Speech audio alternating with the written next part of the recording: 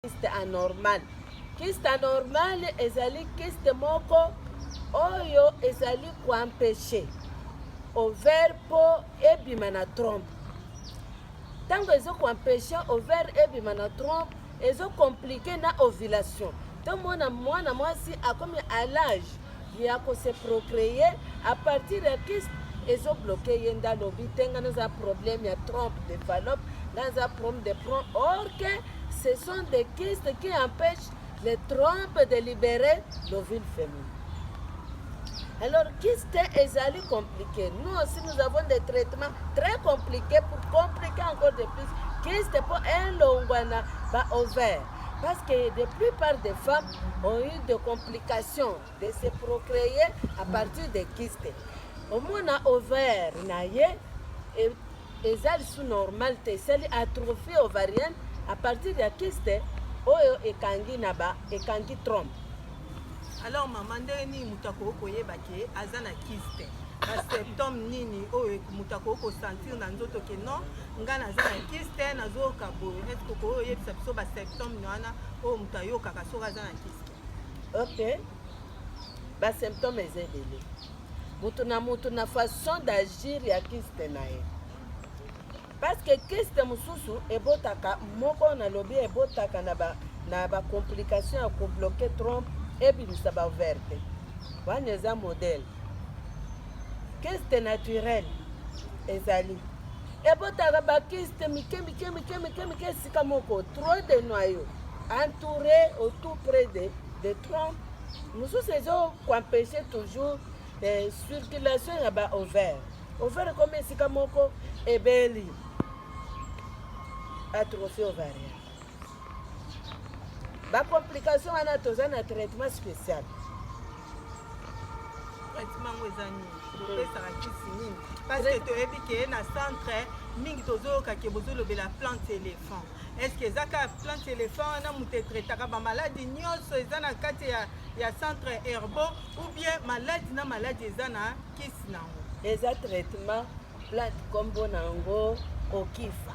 Basi ebele bayebi yango bao nyonso baleka bayebi okifa esala rage epimisa bamama bakiste bato babanda kosala bapériode mensuelle très douloureuse et puis azomona bapériode mensuelle azosécréter donc azosaigner à tout moment azosaigner ebele makilango ezoya na babilongo neti misuni à partir ya bakiste chronique Christ. Donc kyste mususu omona ke nongo balongolaki ngai napemaki mu ndambo. So nalingaki balongola ngai ezalaki mpona concevoir balongoli yango napemi mpe un certain moment ekobota lisusu mpo mosusu ebotaka ebele esika moko eboti oya de petit noyau de kyste ebele ekangi mwasi epesi ye badouleur baventre, des douleurs insupportables, des complications de cycle mensuel parce que des femmes responsables qui ont des douleurs pareilles, qui ont des problèmes de kyste au monde à Kemusala. Ayebite keza le long de la période à se préparer. D'un coup là au bureau, pas. Même les femmes ménageurs, au monde à Kaka, ayebite koyana. Donc, à partir de kyste, yo yebi une date fixe na yote. Et ça là bas trouble mensuel. C'est la raison par laquelle Toluka kyste na herbo santé kyste spécial pour na kokoma kyste, pour détruire yango, pour vivre mutula. Donc, ko détruire yango, mais en plus, et panzani pe tango pe ozo passer ba période, ozo mona bandam ezo bima. Ça, ce sont des plantes miraculeuses que vous allez chercher partout. En tout cas, au moment d'angoté, kaka na herbo santé parce que herbo santé toza programmé comme des meilleurs centres d'Afrique pour na kosunga ba mama bazana ba kyste eza ba façon ebele kyste ovarienne et que senina toza na ba sorte ya ba kyste naturel, kyste organique so mwana masaza na kyste organique vraiment komona ba musu ba ya eleki ko makamu wana kyste fufu te mwasi azobelela aleli penza mungongo nini okiste nakoka kobaluka te nakoka mapanza baperiode na ye ou bien esalamaka kaka ke mwasi avandi abandi okasi mozosala pasi mais ebandaka toujours par les douleurs aiguës tout comme kiste mosusu ezalaka sans signe ozomonana oza bien mais ok eza kiste moko ezokoarrange kuna omona kaka baperiode mensuele ya baregle ezosaute mais ozoyoka douleur te mais esotaka na yango kaka oyebi lisusu koyeba date te estce kisi mpe kokopekisa même mwasi amona baperiode mensuele na ye très bien ekoki mpe komela yango osali baabsence de règle omoni 4 mois ozomona eloko te yokanisi okomi na zembe zoka nde bamosusu na monoko ya mboka balobi mbuji zoka nde eza kiste ekomi kosala nini kosala batrouble wana soki ebanda kiste epona te eza na bakiste interne na externe mosusu ebotaka meme libanda evimbi yo likolo boye wana bakiste me oyo ya mabe nde ya kati ozoyeba koidentifie esika eboti te ifo sika oleka na échographie na échographie ekoki kolokalize ke non eza na tel par tel pointe mais problème nde ya kosilisa ngai mpe natuna mama Laurence parce que tokokota déjà na oyo koyoloba ya makambo ya échographie estce na centre herbo pharma kuna estce bomema avant boyebake moto aza maladi songolo pakala estce bozosala baconsultation moko moto azopase na baéchographie na baradio bien ndenge nini mpo bobanda kopesa ye batraitement toza na baexamen nyonso tosalaka ngai nasala baexamen tv examen clinique examen anamnèse nasala échographie tosala examen de tv tout pour les femmes naza mama te nayebi même si oyebisi ngai te à partir ya baexamen fait nakodécouvrir ke oza kiste ou bien eza myome ou bien eza une masse ronde volumineuse dans le bas ventre nakoyeba ke eza yango ou bien eza yango te tout comme ekoki kozala ke infection eske na bainfection moko oyo eza déjà chronique ekoki kopesa mama endométriose iteris evimbi ntango evimbi ntango oza na douleur ozolela aire nyonso okomona mwana mosusu ebanda mpo nalobi eleki pa age te namona jeune fille moko abali ne normal ntango yakoti na ndako ya libala mobali mpe ya bien azosupporte bien mais ekomi sikoyo bacycle mensuel ezokatana te ezokatana na yango te le premier du 30 ye aza kaka na baregle ezokatana te basuspecte ye o cancer du col o te eza nango bamyome o te eza nango banini ntango naye kodécouvrir ke ezalaki bakiste maltraité parce que bato balingaka yo oza na bakiste nous sommes là, nous des spécialistes des plantes médicinales. Nous avons des traitements. Nous avons d'autorisation d'autorisation de mise sur le marché. Il y a des plantes médicinales. Parce qu'il y a des plantes toxiques, plantes oyo et puis qui sakana, plantes et puis qui sakate. Voilà. Oui, chers téléspectateurs, nazasi boza vraiment kolanda na bokebi nyonso ndenge ni mama Laurence aza ko expliquer biso na oyo etali bongo bakiste yo moto ovandi na ndako ozoyoka badouleur songolo pakala na niveau ya libumu wapi epai yaka epa mama Laurence Mbuyi kuna avant même bapesa okisi bakolekisa ona na consultation baexamen eza wana oyo koleka mpe bakodécouvrir eloko nini ezotungisa yo na kati ya nzoto na yo mpe okozwa traitement ya sûr parce que toza na batémoignage ya bato ebele oyo baleka na centre herbo bazwa basolution na baproblème na bango alors biso nyonso tozolanda na bokebi nyonso explication oyo mama na biso aza kopesa biso parce que aza number 1 donc bobosanaka te aza number 1 donc epa mama Laurence Mbuyi des solutions ezovanda nazasi mama okoki kobakisa so eloko mosusu na oyo etali kaka kiste mpona faire passe mpe maloba na papa oyo aza na liboko na nga mobali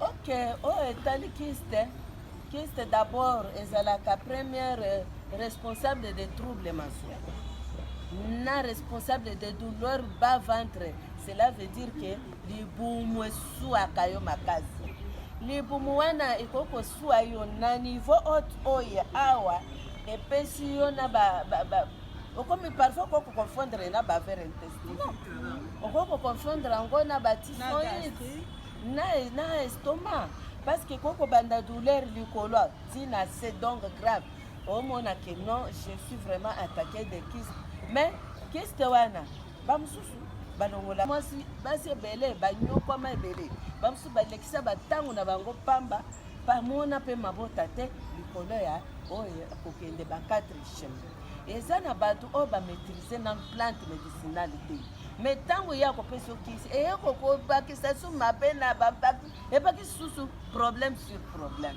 C'est pour cela nous sommes un peu clairs ya koloba ke moi j'ai pitié de maman bao bazo souffrir ba problème na kyste ba problème ya ba myombe omoni kese osa kyste ou bien myombe soki umele na libumu na yo trouver solution te eza na conséquence ezalaka ya mabi quel que soit des infections oyo ezali mal soigné na libumu ya mama esilaka te des conséquences est très grave eza kaka ya ba cancer mona oyo kozwa cancer ya cancer de l'utérus cancer ya libere kyste ekopesa cancer soki esilaka te mabumu ekomi kobeba ebebi onayebi so au début lake okoki kopase bapériode mensuelle accompagné du sang noir ole sa ezalaka rouge mais okomona makila wana ekomi kokoma neti mo mwingi donc kyste erésiste mingi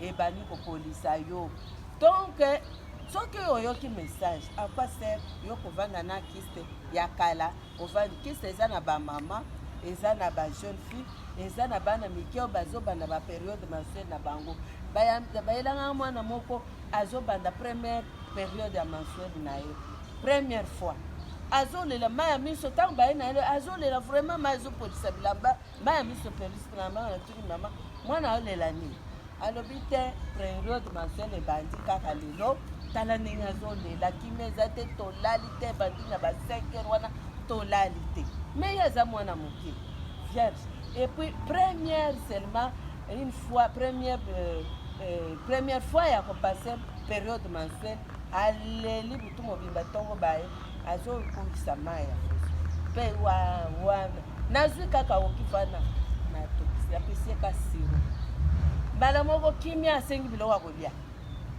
mama totambola tokende bomemaki nga maintenant j'ai la force de marcher donc expérimenter maman papa yo mwasi affaire souffrir mingi na baproblème ya libumu okiste o million mpe mama tokolobela yango kasi mpona moni opesinga parole te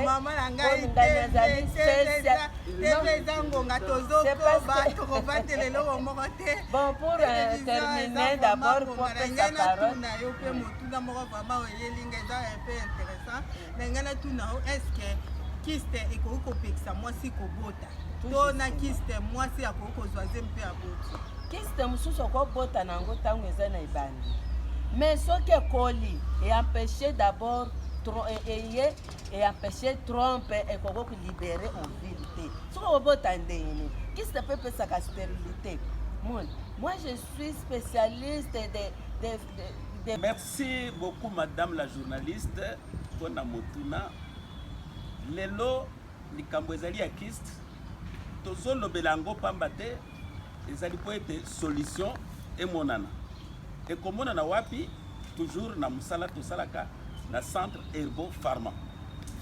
Voilà oyo likambo ezali awa ezali kyste ewuti wapi moto azwi kyste wapi quelles en sont maintenant les causes soki na lingi nayoka motuna na yo malamu yango wana mpenza toza toyeba bacause eutaka wapi abotami na kyste na libumu ou bien eza eloko moko ezoya ya koya.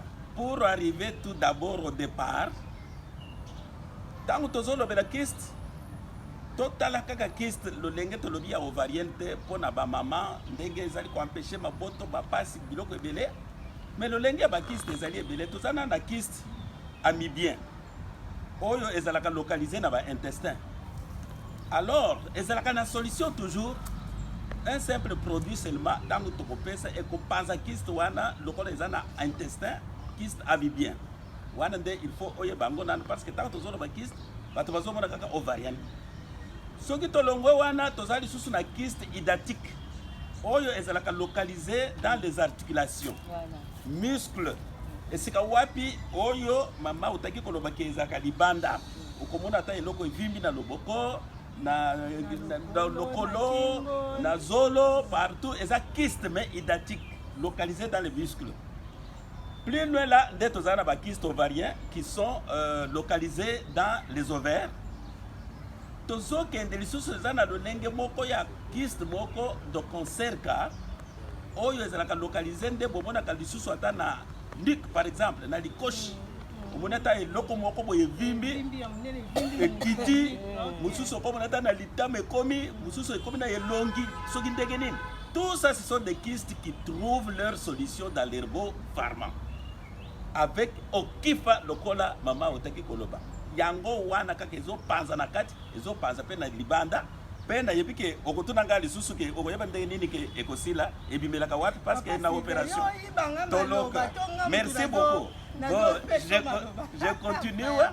Sikoyo na zongeli mpona koloba ke lolenge parce que nous sommes des tradis modernes ezali te ke ntango tolobi bokoko tokobi bakoko ya banganga kisi non tozali ba tradis modernes. Nous avons appris le corps humain parce qu'avant de toucher le corps humain il faut d'abord étudier ce que c'est le corps humain. Voilà. Maintenant les causes ya kyste le côté eutaki dans le lenge totangaki madame la journaliste, les causes sont inconnues jusqu'au jour d'aujourd'hui. Mais néanmoins, il y a des facteurs favorisants qu'on incrimine. Entre autres, l'âge avancé. Na âge avancé, on est na kolobela. Bazolo ba âge avancé, à partir de l'âge avancé, ça c'est un facteur favorisant. Moutoko kozo kyste. C'est-à-dire, l'âge avancé, c'est-à-dire, là je parle des célibataires, les non-accouchements, le non-conception, biloko nyonso wana ekoki kosala ke moto ameka kozwa maladie wana ya kyste wana parce que non-accouchement, non-conception, et ce n'est pas le synonyme de dire que tozotindika bato sikoyo po bato azemi po bazwa kyste te. Non, ce n'est pas ça. Mais c'est question ya ko comprendre kaka lolenge. Nous sommes là, ça c'est l'éducation parce que nos émissions sont éducatives. Voilà. Pourquoi les loboye okomona ba kyste oyo liboso soki na lobi kambo ya âge avancé bato baza kozwa ba kyste ezala ba myomo wana za bato oyo baza déjà na âge avancé ba 30 ans 40 ans abotate azwa zemite. Bon, cela veut dire c'est que akuta nakate na lolenga ko zemi bien nini point d'interrogation. Maintenant euti wapi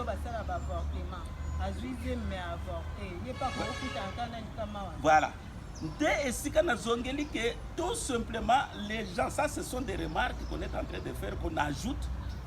Les gens ont abandonné la nature. Lelo modernisation et l'équissima kabunyosu jusqu'à tel point que ememaka bato na ba maladi mususu nde okoyoka lelo bato mususu ndenge bazawana en se référant na nature ndenge ezalaki nde okomona mutu mususu daliaka biloko froide ya nani o ba congelé te bon ba mususu okoyoka bakei musika bakoloba ke congelé wana biloko boy ezobotisa lelo zomona bato bakomi kozwa ba maladi ya kili tout ça tout simplement parce qu'on a oublié la nature. Na sens ya koloba ke même na kati ya Bible ya Nzambe na Apocalypse tozelaki na nzete moko oyo ebotaki nzete wana balobi ke bambuma ezalaki boyebi kosala bambuma kolia kosala makambo nyonso mais les feuilles servaient à la guérison. C'est pour vous dire que nature ce sont des feuilles végétariennes. C'est ça, c'est qui nous est recommandé de manger la nature, de manger originalité ya makambo. C'est pourquoi vous verrez que même avec tous ces traitements, et c'est là toujours à travers les plantes naturelles. Pas de diminution ou bien de calmant ou bien de quoi, mais ils allaient concilier ça sans passer par une intervention chirurgicale. Oui, papa Sylvain, naza sur ba téléspectateur na biso bazolanda vraiment na bokebi nyonso bayoki ndongo beteli biso lisolo ya bacause ya oyo etali bongo kiste mpe batraitement ndeni bozali kopesa na kati ya Herbo Pharma parce que bino boza koleka na nzela ya baopération te mais bino directement kisi epesami nyonso epanzani mpe ebimi na kati ya nzoto ya mutu mpe azwi kimia naza si tozokɔta sikoyo na deuxième étape ya sujet du jour na biso tozolobela sikoyo oyo etali bongo hémorroïde na hémorroïde tozopartage yango lisusu na mama Laurence number 1 nde nalingaka kobenga ye mingi number 1 parce que ye nde asimba masolo ye nde ayebi lisolo ya nzete ayebi lisolo ya kasa ayebi lisolo ya misisa donc eza kaka mama Laurence okokobetela biso sikoyo lisolo ya hémorroïde yango eza nini mama oyo tozoka ya nyonso mutu nyonso mokongo mpasi hémorroïde oh faiblesse hémorroïde mama Laurence yo nde oza mieux placé mpona koexplike biso yango eza nini mama Laurence betela biso na biso bapharmacien batalaki yango bateste toxication dose tout une plante spécialisée autorisée eza mpe na baeffet secondaire nalobi bien autorisé est-ce que c'est moi qui a vérifié ça donc bavérifie que non laboratoire national eza balaboratoire national o bandima traitement na ngai ya hémorroïde ebongo yo ozokende nanu ba 4 coin okokende kolela kuna me ozotikana nalobi monde entier traitement oyo ya hémorroïde ngam kaka Herbo santé nde aza nango il fallait d'abord essayer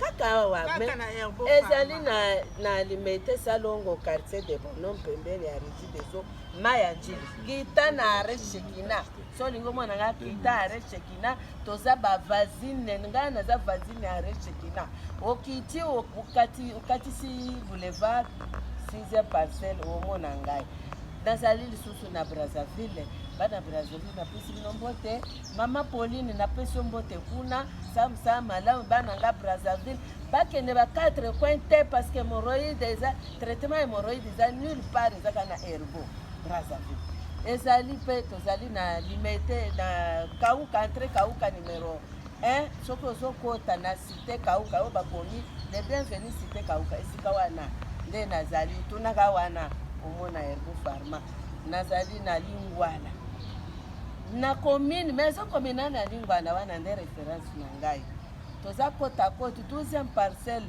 après commune na avenue Kalembelembe 258 okomona ngai zwa ba traitement oyo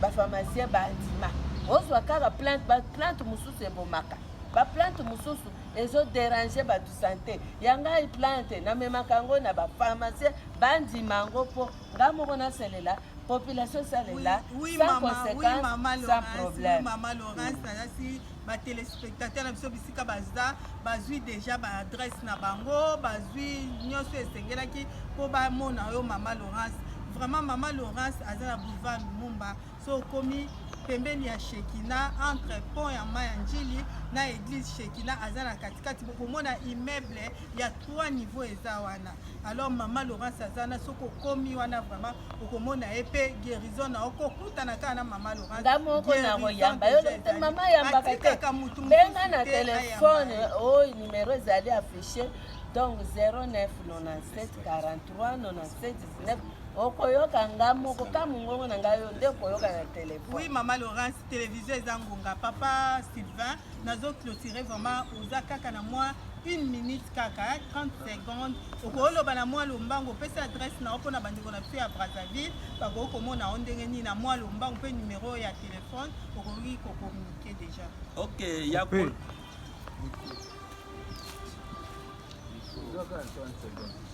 que Mama Laurence aza na 3 places na Kinshasa ndenge bauti kotanga. Mama Laurence azali na Brazzaville rue Bomitaba numéro 29 marché Mungali comme référence croisement avenue la grande avenue de la paix contre Bomitaba numéro 29 l'ancien cinéma Vox la maison en étage au premier niveau c'est là que vous allez retrouver Mama Laurence représentée par moi-même qui est devant vous, votre humble physiothérapeute que vous aimez beaucoup. Et Maman Laurence est représentée par ses produits, les produits de l'hémorroïde qu'on vient. Ya koyebisa bino ezala ya okifa ezala ya hémorroïde okokuta yango nde Maman Laurence wana na Brazzaville na adresse wana tolobi l'unique adresse depuis 15 ans. Bonne guérison à l'avance et soyez tous guéris au nom de Jésus-Christ. Boyoki ndenge bakati biso minute mais sans oublier que tu as traité prostate, tu as traité rein, maladie rénale, tu as traité diabète très bien. On corrige le sucre sans faute, sans faille. Tu as traité la sinusite, carie dentaire, donc rhumatisme, arthrose, donc trop de choses, miso, tension. Tu as traité donc papa ou bazo botate. Ça te que maman soko bali ke bana bazoya te ke ezaka mama non na tolobeli bino bapapa te boza na mokolo oyo tokodekotike makambo bapapa baza nango comme défaut ya kozangisa bamama komona babebe komema bebe na maboko. En tout cas wana prochainement bolanda na omoni émission oyo tozoloba na banimero tala na oyo ya 099743 9719 eza na WhatsApp. Ata urate émission oyo okoki mpe kolanda na WhatsApp à partir ya numéro ya RTL oyo landanga na WhatsApp omona mpe makambo ebele.